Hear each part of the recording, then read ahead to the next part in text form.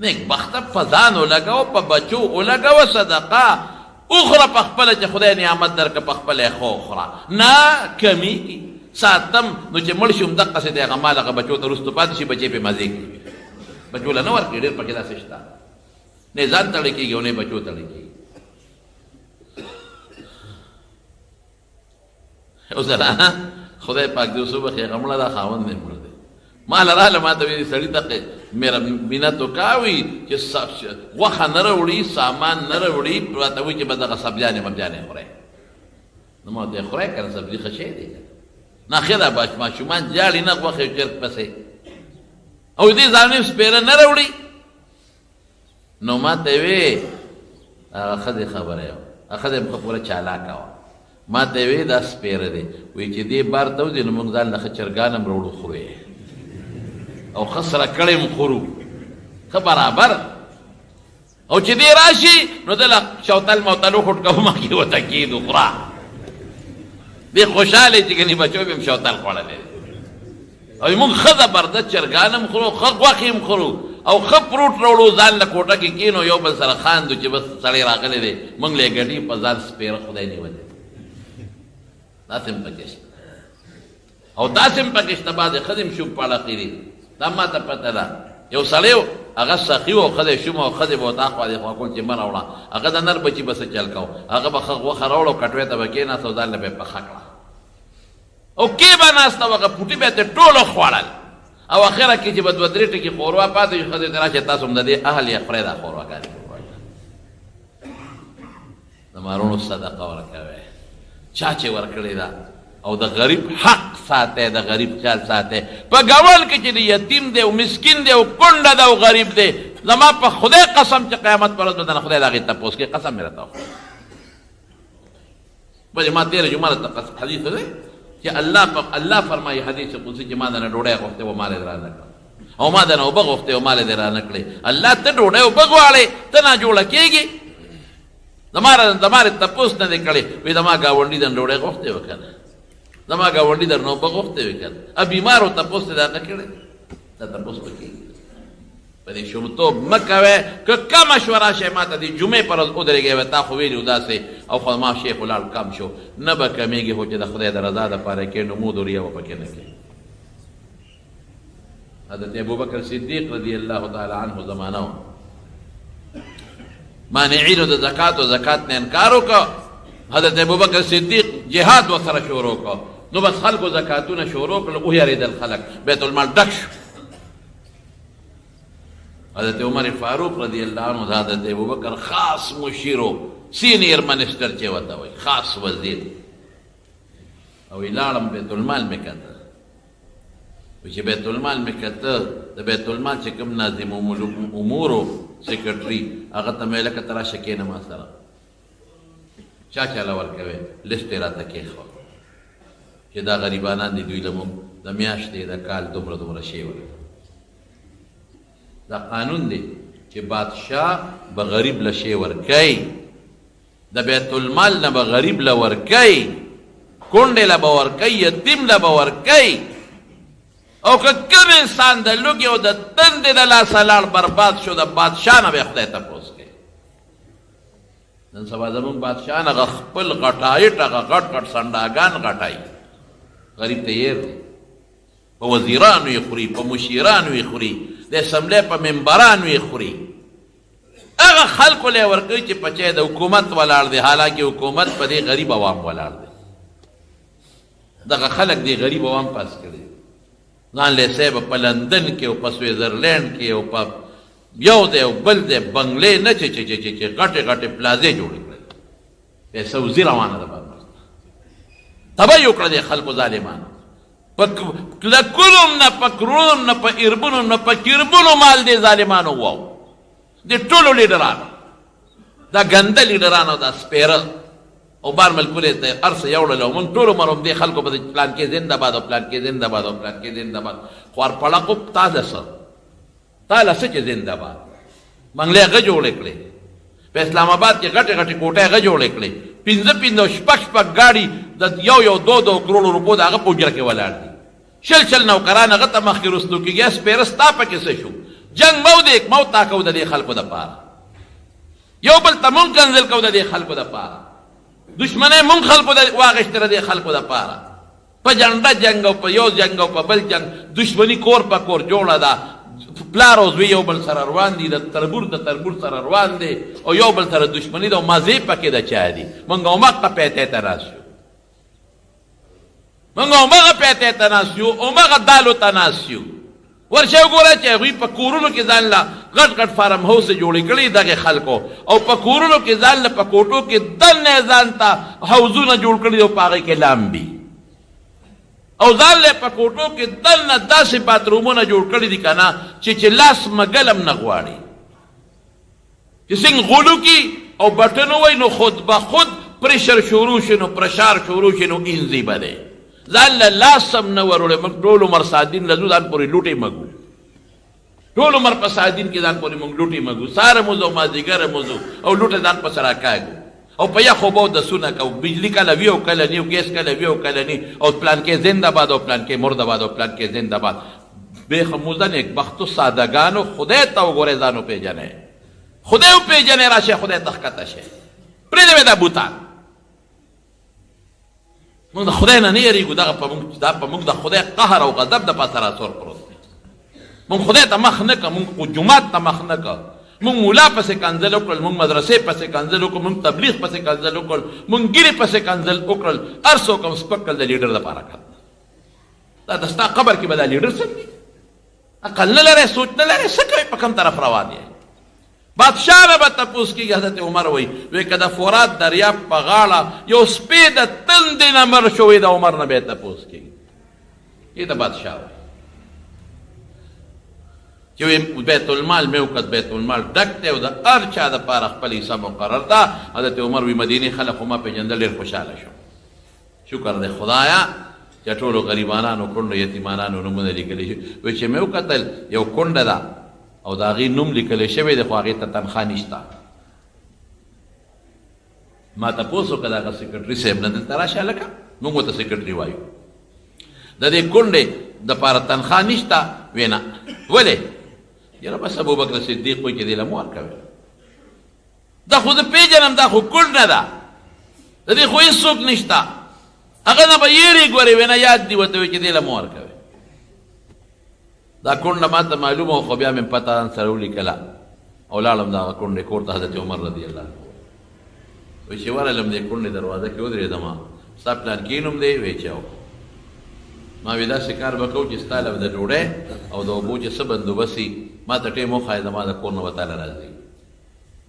کونډه یې واز راکړه چې زلمیه خدای دې خوشحاله کړه ما ضرورت نشته زما یو ګاونډي دی سهار روټۍ غروړي بل ګاونډي مې ماښامه غروړي هېڅ ضرورت هم نشته پوه شومه چې ابوبکر صدیق ته پته ده چې د دې ښځې خبره روانه ده ځکه یې وله تنخوا نه ده لیکلې دې کونډې ما ته ویل زلمیه که یو خدمت مې کوې نو هغې ته زه محتاج یم ما یې وایه خورې څه خدمت دی وی زما دا کور د خټو لوټو کچه دی دا جارو کول غواړي که روزانه ستا وسي او څوک رالېږي یا ته په خپله راځې او دا کور راله جارو کړې او دا خدرې رانه غورځئ او ګرمي ده چې دا راله چوکاو کړې او دویمه دا ده چې ما له تازه اوبه راوړل پکار دي زه چې دا منګیره ته یخ اوبه ورډکوي دغه یو خدمت ته مې ضرورت دی وی ما ورته وایي چې ښه خورې ور لرې کړه چې هم نن نه پېښ وی ما ته وی چې نن خو یو زلمی راغلی او دا کار هغه کړی دی او زه خو پاسېدی هم نه شم زه خو معذوره یم په کټ کې ناست یم هېڅوک مې نشته نه مې زوی شته نه مې رور شته نه مې پلار شته نه مې خاوند شته هېڅوک نشته وی ما چې ښه خورې سهار نه به زه راځم دا ډیوټۍ به زه کوم زه به هم جارو کوم چلقو به هم دله کوم او یخې اوبه به درته اچوم وی بس ټیک ته خدای رسره خو که دغه خدمت د روړی موړی ضرورت مې نشته وی سهار چې مې لمونځ وکړې اشراق نه پس ورغلم کونډې له مې اواز ورکړه کونډې د هغه پرونی کس راغلی مو دروازه سینګ کولاوېږي چې کولاو کړم او دا کار وکړم وی بچې ته خو لیټ شو که نه وی هغه پرونی سړی راغلی و هغه ستا نه مخکې هغه کار کړی دی وی دا څوک هر څوک یې دی بل څوک جوړ راځي وی سهار له چې مې لمونځ وکړه نو مانځه پسې نیغ ورغلم چې دا کار د کونډې خدمت زه وکړم وی بیا مې اواز وکړه چې کونډې پلانکې زه راغلی یم وی بچې ته لیټ شوې که نه هغه سړي هغه کار کړی ستا نه مخکې کړی دی وی بس زه پوه شم چې هر څوک چې دی او دې پېشمني د شپې راځي او دا خدمت کوي زه بس ټیک ده چې هغه خدمت کوي هر څوک چې دی خدای دې ورسره خو کړي خو ګورم چې دا دې څوک پېشمني رالم د شپې غلې غوندې یو ګوټ کې ودرېدم بجلی خو وې نه هغه زمانه کې یو سړی راغی او سر یې پټ کړی سر درې کې درب درب باندې را روان دی په تیزۍ او چې یو ځای له راورسېد نو سپلی ویستی رو روان شو ورو په قلار ډبار نه کوي نو چې یو ځای ته ورسېد نو بیا سپلی واچولې بیا په درب ولاړ یاره سړي باندې خو مې شک راغی سر یې پټ و مخ یې پټ و تیاره وه سړي دا چلو کړه چې لاس یې د بره نه ور اوچت کړه او ځان ته یې د دننه زنځیر کولاو کړه دروازې ټیټې وې او ورننوته چې ورننوته نو سړي جارو راواخېسته او کور یې مکمل جارو کړه دننه بار یو شان لګیا دی او کور جارو کوي او بیا هغه خځلې راغونډې کړې لوښي کې واچولې بارې په ډېران غورځوي کور یې ولا ښه صفا کړه او صفی نه پس هغه منګو کې چې زړې اوبه وې هغه راواخېسته او کور یې ولا ښه مزېدار چړقاو او بیا لاړ مشکې غاړې ته واچو دې سړي او د بار نه ول یخې اوبه راوړي تازه منګي ورته ډک کړل او بیا چړقاو کړې لاسونه یې ووینځل بیا سړی را روان شو دروازه یې ورپسې واپس را زنځیر کړه او راووته زه یې جارو کړ خځلې مې غورځوله چړقاو بیا یې بیخي واچولې وایي چې سړی ما ته رانږدې شو ما ور منډه کړې او سړی مې کلک ونیو چې ګورم چې دا څوک دی چې په نیمه شپه راځي او د دې کونډې دا خدمت کوي او ځای وله جارو کوي هر څوک چې دی خو د خدای ډېر نیک بنده دی د خدای یری په دې زړه کې دننه پرته را چې سړی مې څنګه راونیوه سړی را ځان خلاصي ځان راته نه ښایي خو ما خو پېژنده پوه شومه خو چې د مخ نه مې څادر لر کړ او د مخ ته مې ولو کتل سړی څوک و د رسول الله مبارک خلیفه ابوبکر صدیق رضی الله او ابوبکر دا ځکه په خانه کې د دې ښځې تنخواه نه ده لیکلې د خدمتونه ټول د دې ښځې ته کې ځای ورله ته جارو کې نن به د مسلمانانو بادشاه خو څه کې وزیر خو یې څه کې ممبر را به چې د چا کور به جارو کړي دا د خدای دا د کونډې خدمت پړه کې پروت دی چې مانه به الله د قیامت پر ورځ تپوس کوي اوس برونو لږ مونږ هم سوچ وکړو چې زموږ په ګاونډ کې څومره کونډې دي زموږ په ګاونډ کې به څومره یتیمانان دي زموږ په ګاونډ کې به څومره مسکینان دي رسول الله مبارک فرمایي چې کم سړی د یتیم تربیت کوي انا وکافل الیتیم هکذا فی الجنه زه او د یتیم ذمہ دار چې یتیم خدمت کوي د جنت کې به ما او هغه دقسې یو ځای وي یو بل سره موږ وایو نه خپل بچي له به ورکوم نو ما را دې میوې خوري مالټې او سیوان او کیلې دې خوري او یتیم به خپل کار کې مړ دي که صرف او صرف زما ورونو هر د محلې خلکو په خپله محله کې د دې یتیم خپل زکات هم د یتیمانانو د مسکینانو د کونډو له ورکو خدای شته غربت به ختم شي بیا به هم دا چغې نه و چې دا شی ګران شو دا شی ارزان شو خو موږ خدای نیولي یو موږ په خپل باغ کې چې د باغ کومه میوه ده که هغې کې هغه عشر په صحیح طریقه ورکړو غربت ختمېږي موږ په خپلو پټو کې که عشر په صحیح طریقه ورکړو په خپله ګوړه کې په خپلو بوټو په خپل فصلونو کې که موږ هغه عشر چې کومه د شریعت حصه مقرر کړې ده هغه خپلو غریبانانو له کونډو له یتیمانانو له رشتهدارانو له ورکړو غربت په خپله ختم حضرت عمر ورته وایي ابوبکر دا ته څه کوې دا به دې بچي ته ویلي ما ته به دې ویلي ما بچي ته به دې ویلي غلام ته به دې ویلي نوکر ته به دې ویلي دا کار به هغوی کې دا په خپله کې وی وژړل ابوبکر صدیق چې قبر کې سوال زما نه وشي ته به جواب ورکوې ستا زوی به ورکوي زما زوی به ورکوي غلام به ورکوي نوکر به ورکوي هلته به ورکوي زما جواب که جواب به زه ورکوم رسول الله صلی الله علیه وسلم له یو زنانه څادر راوړه او هغې زنانه په هغه څادر کې ورته پلیس ټیم کړي او بوټي هم پرې کړي ډېر ښکلې څادر یې پیغمبر مبارک له جوړ کړ ډېر ښکلې څادر او چې څنګه یې راوړه رسول الله مبارک ته ودرېده وایي دا الله رسوله دا د ما په خپلو لاسونو ګوړزونډې کړی دی او دا بوټي مې پرې درته کړي دي په دې غاړو باندې دا مې دله راوستې ته یې واچوي صحابه وایي د حضور پاک ورته ډېر سخت ضرورت و ځکه چې هغه کم زوړ لنګې والې و نو هغې ته ټوکړې لګېدلې وې ادی په دې شلېدلې و وی څادر یې واخېست او ډېر زیات ورته حضور پاک خوشحاله شو او کور ته ننوته هغه زوړ څادر یې لرې کړ او دی د پرتوب په دی لنګ بیا زیات استعماله او چې بار ته راووت خشته ښکلې زونډو والا څادر و هغه یې لنګ کړی. یو صحابي ورته وایي ما احسن هذا، څه ښکلی دی، ماله به یې را نه کړي، ماله یې را کړي. زر رسول الله مبارک کور ته لاړ، هغه زوړ یې ځان نه تو کړ، هغه څادر یې هغه صحابي له ورکړ. کېده څه دی ورته ونه چې د خدای بنده دا خو اخه دې ماله راوړ، زما ورته ضرورت دی. نه زر لاړ، کش یې مونه کړه، زوړ یې ځان نه تو کړ، حقه نوې څادر یې هغه صحابي له ورکړ. صحابي ته خلکو وایي ما احسن ته ښه کار دی ونه کړ. تا ته پته وه چې د پیغمبر مبارک ورته حاجت و محتاج وته، په خوشحالۍ یې واچو پکې راووته او تا ته یې واخېستو. هغه صحابي وایي ما ته دې له نه دی اخېستی، زه پکې وادو ښځونو له ځم، ما ته دې له اخېستی چې دا زما کفن شي. کفن پیغمبر مبارک واچو چې زما کفن شي. او مقتصر شو، هغه صحابي چې وفات شو حقه څادر یې کفن. لیکن د پیغمبر مبارک زړه ته ګوره، صدقه خو ډېر قیمتي شی دی، حکم تاسو ورکړه ډېر لوی شی دی. او صدقه دوه قسمه ده زمارونو ګورئ، یو لا صدقه الا عن ظهر غنان، رسول الله مبارک فرمایي زکات وغیره غټه صدقه چې وي مالدار دی ورکړي. او بل دی کې جهد المقل، غریب دیم صدقه ورکړي. غریب صحابه به څه چل کو پته راته شته،